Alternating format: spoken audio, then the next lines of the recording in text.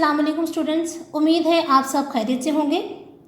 पिछली वीडियोस में हमने यूनिट नंबर 18 में रोज़मर्रा के मुहावरात के पहले 2 अज्जा का मुताला किया था। आज हम अपने निसाब के मुताबिक, पहली सेमाई के निसाब के मुताबिक यूनिट नंबर 18 में ही ज़रबुल अमसाल जो हैं उनको पढ़ेंगे, उसका मफ़हूम देखेंगे और इसके अलावा जो है इसकी तारीफ़ पढ़ेंगे कि ज़रबुल अमसाल है क्या और ज़रबुल अमसाल और मुहावरे का फ़र्क क्या है। तो आइए इसकी तारीफ़ देखते हैं। ज़िंदगी में कई किस्म के वाक़यात पेश आते रहते हैं और इनके नताइज भी सामने आते रहते हैं। जब एक जैसे वाक़यात के एक से नताइज बार बार मुशाहदे में आएँ तो अहले ज़ुबान इस किस्म के नताइज को अपने तजर्बात व मुशाहदात का निचोड़ समझकर अपनी रोज़मर्रा की गुफ्तगू में इस्तेमाल करने लगते हैं। ये नताइज मखसूस अल्फाज के मजमूए की शक्ल में होते हैं, मसलन दूर के ढोल सुहाने या सांझे की हंडिया चौराहे में फूटती हैं वगैरह। अल्फाज के ये मजमूए ज़रबुल अमसाल कहलाते हैं जो ज़रबुल मसल की जमा है। अब यहाँ पर यह भी ज़हन नशीन रखिएगा कि ये मिसल नहीं है, मसल है। मीम पर ज़बर है। अगर मिसल कहेंगे तो वो हर्फ़ तशबीह बन जाएगा और जब मसल होगा तो इसका मतलब कहावत होगा। इन ज़रबुल अमसाल के अल्फाज में भी मुहावरे की तरह किसी किस्म की कोई तब्दीली नहीं की जा सकती। जैसे मुहावरा हमें अहले ज़बान ने जिस तरह दिया है उसमें हम कोई तब्दीली नहीं कर सकते। जैसे 3-5 करना को हम 4-5 करना नहीं कह सकते, या तारे गिनना को हम जो है वो आसमान देखना या और किसी तरह से तारे देखना नहीं कर सकते, अपनी मर्ज़ी से तब्दीली नहीं कर सकते। तो इसी तरह से हम ज़रबुल अमसाल में भी जो है किसी किस्म की तब्दीली अपनी तरफ से नहीं कर सकते। यहाँ पर जो है मुहावरे और ज़रबुल मसल का फ़र्क बताया गया है, लेकिन दोनों में फ़र्क यह है कि मुहावरा तो जुमले में इस्तेमाल होकर जज्ब हो जाता है और जुमले का हिस्सा बन जाता है। अगर मुहावरे को जुमले से अलग कर दिया जाए तो जुमला नामुकम्मल हो जाता है। जैसे कि यहाँ मिसाल देखें, आँखें दिखाना, ये मुहावरा है हमारे पास। माँ ने आँखें दिखाई तो बच्चा सहम गया। अब अगर इसमें से मैं आँखें दिखाएं को निकाल दूँ तो जुमले की कोई तरतीब नहीं रहेगी, कोई मफ़हूम जो है जुमले का बाकी नहीं रहेगा। उसके बाद वो कहते हैं कि जबकि ज़रबुल मसल जुमले में जज्ब नहीं होती बल्कि इसे महज जुमले की वजाहत के तौर पर इस्तेमाल किया जाता है। इसे अगर जुमले से निकाल भी दिया जाए तो जुमला मुकम्मल ही रहता है। मसलन अब यहाँ देखें, आ बैल मुझे मार, यानी मुश्किल को खुद दावत देना, तो ये ज़रबुल मसल है। और इसका जुमले में इस्तेमाल देखिए, तुम अपने काम से गरज रखो, खामखा की लड़ाई में उलझते हो, आ बैल मुझे मार। अब देखें, अगर मैं इस जुमले से ये ज़रबुल मसल निकाल दूं और सिर्फ कहूं कि तुम अपने काम से गरज रखो, खामखा की लड़ाई में उलझते हो, तो ये मेरे पास जुमला मुकम्मल है, इसमें किसी किस्म की कमी नहीं है। जबकि ऊपर मुहावरे से अगर मैं आंखें दिखाए निकाल दूं तो जुमले की तरतीब भी ख़राब हो जाएगी और जुमले का कोई मफ़हूम भी नहीं रहेगा।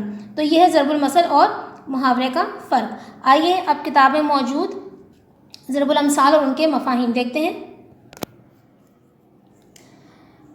जी स्टूडेंट्स, यहाँ पे ये 2 कॉलम बने हैं। इसमें अलिफ मद्दा से बनने वाले जो हैं ज़रबुल अमसाल शुरू में दिए गए हैं पहले, यानी कि ये हरूफ तहजी के हिसाब से आगे आप पढ़ेंगे।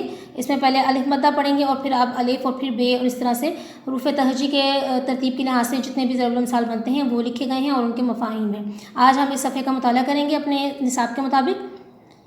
पहले कॉलम में ज़रबुल अमसाल दी गई हैं और दूसरे कॉलम में उसके मतालिब दिए गए हैं। आम के आम, गुठलियों के दाम, दोहरा फ़ायदा, हर तरह फ़ायदा ही फ़ायदा। यानी कि आप अगर सिर्फ दोहरा फ़ायदा लिख लें तब भी इसका मायनी जो है वो मुकम्मल हो जाएगा और हर तरह से फ़ायदा ही फ़ायदा भी इसका ही मायनी है। आसमान का थूका मुंह पर आता है। यहाँ पर दोबारा आपको ज़हन नशीन करा दूँ कि ये जो मुंह है, आपने इसमें जो है आपने हाय हव्वस की जगह हाय मखलूत यानी 2 चश्मी है का इस्तेमाल करना है। मतलब है इसका, बुज़ुर्गों की तौहीन से अपनी ही बेइज्जती होती है। आसमान से गिरा खजूर में अटका, एक मुसीबत से निकल कर दूसरी में फंसा। आँख ओझल पहाड़ ओझल, जो चीज़ आँख से पोशीदा हो वो करीब भी हो तो दूर है, यानी कि जो आँख को नज़र ना आ रही हो तो वो पास होते हुए भी हमें दूर ही लगेगी। आवे का आवा बिगड़ा हुआ है, सब के सब नालायक हैं, यानी सभी बिगड़े हुए हैं। آپ کاج مہاکاج، کام وہی ٹھیک ہوتا ہے جو انسان خود کرے، یعنی اپنا کیا ہوا کام ہی سب سے بہتر ہوتا ہے۔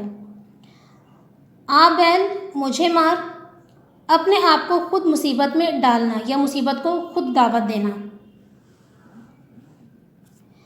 آج مرے کل دوسرا دن، زندگی کا کوئی بھروسہ نہیں۔ آنکھ کا اندھا گانٹھ کا پورا، اب بعض جگہ آپ یہ عقل کا اندھا گانٹھ کا پورا بھی پڑھیں گے، تو یہ دونوں طرح سے میں نے یہاں لفظ لکھے ہوئے ہیں۔ ان پڑھ لالچی دولت مند، یعنی کہ وہ ان پڑھ ہے لیکن لالچی بھی ہے اور دولت مند ہے۔ آنکھوں سکھ کلیجے ٹھنڈ، دل کا سکون اور خوشی۔ یہ ہمارے مدح کے ساتھ بننے والے ضرب الامثال تھے۔ اب یہاں پر الف سے بننے والے نصف ضرب الامثال جو ہیں ہم ان کا مطالعہ کرتے ہیں۔ اشرفیاں لٹیں کوئلوں پر مہر، فضول کاموں پر بے دریغ خرچ کرنا مگر ضروری کاموں پر کنجوسی کرنا۔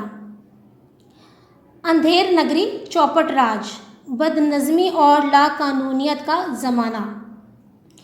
الٹا چور کوتوال کو ڈانٹے، ایک تو جرم کرنا اور پھر جرم بتانے والے کو الزام دینا۔ ایک پنتھ دو کاج، ایک کام سے دو مطلب یا ایک کام سے دو فائدے۔ ایک ہاتھ سے تالی نہیں بجتی، جھگڑا دونوں طرف سے ہوتا ہے۔ بعض جگہ آپ اس طرح بھی دیکھیں گے تالی ایک ہاتھ سے نہیں بجتی، تو مطلب اس کا یہی ہوگا۔ اونچی دکان پھیکا پکوان، شہرت تو بہت زیادہ مگر اصلیت کچھ بھی نہ ہو۔ ایک انار 100 بیمار، چیز تو ایک ہو پر اس کے یا مگر اس کے خواہش مند کئی ہوں، یعنی اس طرح بھی لفظ ہوتے ہیں ایک چیز کے کئی خواہش مند۔